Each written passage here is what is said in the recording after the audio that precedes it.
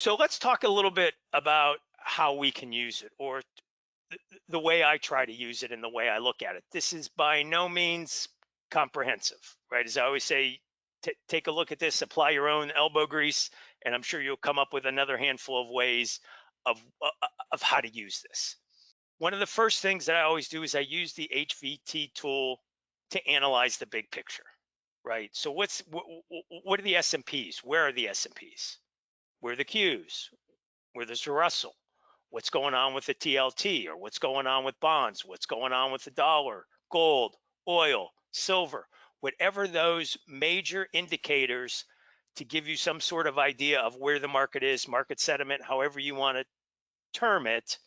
The HVT tool is great for getting a read on where we are. Are we extended one way or another, or are we just trading around the middle? And this is a great place to look at it on the daily, to look at it on the weekly, and to look at it on the monthly. Again, gives you an idea of where the market is. And if you're looking to hedge, if you're looking to take some action based on that, then maybe you look at a shorter term chart. Maybe you look at a 4-hour chart, something like that, to give you an idea of where might we enter a trade, particularly if you're trying to hedge. The second thing is, and we've talked about this a little bit, to search, confirm, or add confidence to a trade idea, right? So every time I'm looking at unusual options activity, one of the first places I go is to the HVT tool. So if I see lots of call activity and I thought those calls are being purchased, I'm going to go to the HVT tool and see if I see a buy signal, or see if price is along the lower bands. If it's close to the lower bands, that means it's extended to the downside. If there's a buy signal, that means it's extended to the downside and has taken the first step to maybe recovering. And those are indications to me, or one more fact that I put in the the pot that I'm stirring up to figure out whether this is a valid trade or not. It starts to say to me, hey, a long trade here, a call option, a bullish trade makes some sense. So it helps to confirm if I see some bullish call activity. Flip side is, if I see some bearish put activity, if I think somebody's buying puts and I see that that price is extended to the upside close to the 3 and 4 standard deviation bands, or I see a sell signal, maybe it's on the daily, maybe it's on the weekly, maybe it's on the monthly, starts to build my case for, hey, a bearish trade here makes a lot of sense.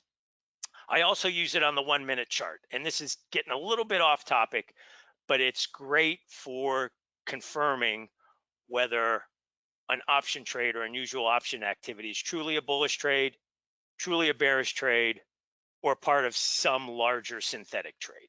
So it also works from that perspective.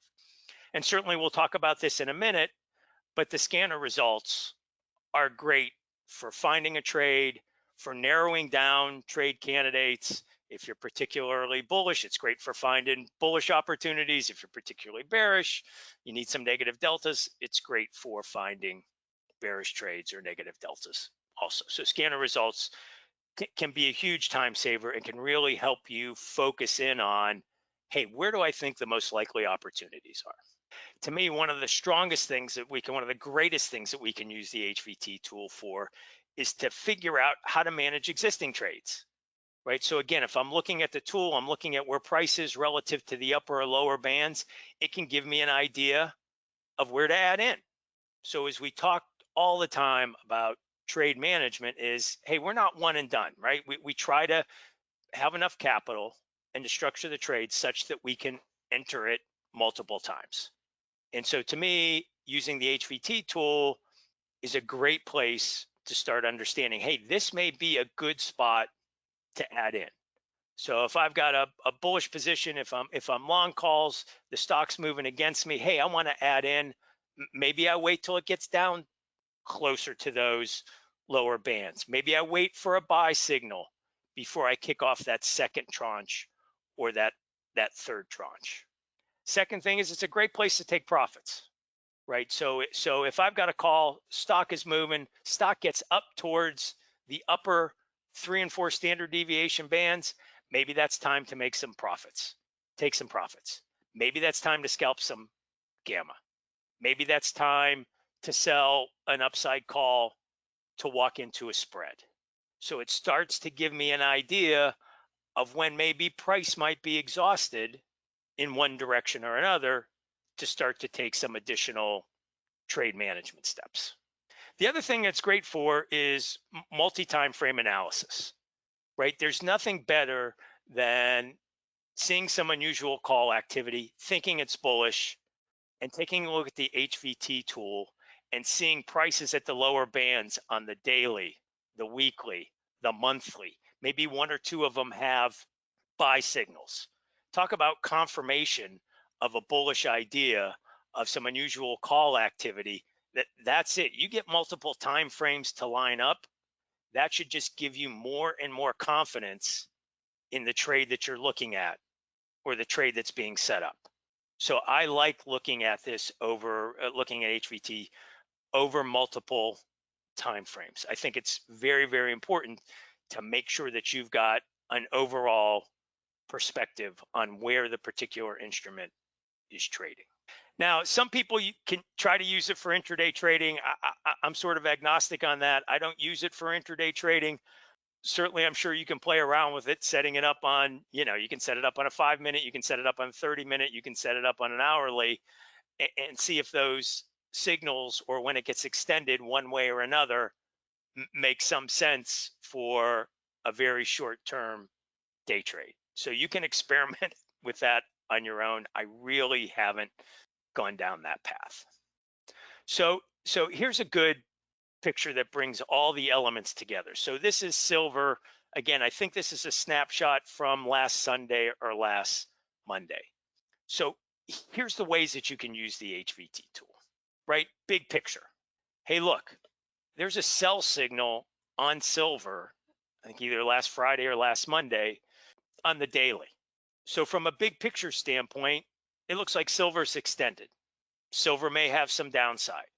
Do I want to look at other metals? Do I want to look at other things that trade with metals, right? Kind of intermarket correlations type stuff. Do I want to look at where the dollar is? Is the dollar extended? Are stocks extended? Are miners extended?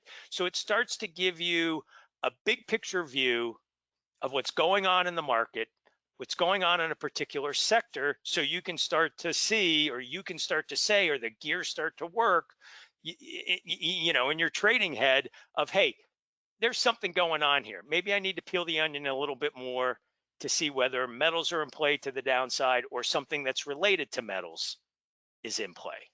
So good example of how we can use the HVT for the big picture, right? What happens if I see some put activity in the miners or in SLV? And I want to say, okay, I think this is put activity. I think it's bearish activity. How can I try to confirm that? Boom, right here. I bring up the silver futures. I see a sell signal. Hey, you know what? If I see unusual activity in silver miners or in silver and SLV and the ETF, boy, that just adds fuel to the fire that maybe this is a good trade to follow. Maybe a bearish trade on silver, bearish trade on the miners, bearish trade on SLV makes some sense, right? This is a great place to also take profits, scalp gamma, walk into a call spread. And you see this. In fact, I think I saw some conversation in Discord either this week or last week about this exact situation in silver.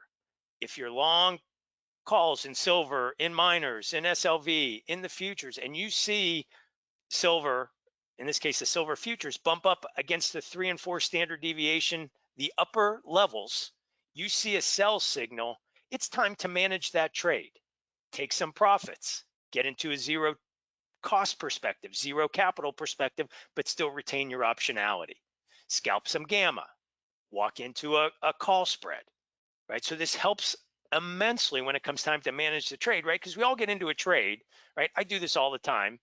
And if you don't have sort of this defined kind of rule or this defined kind of view, right? You stress over, when do I take profits? When don't I take profits? What do I do?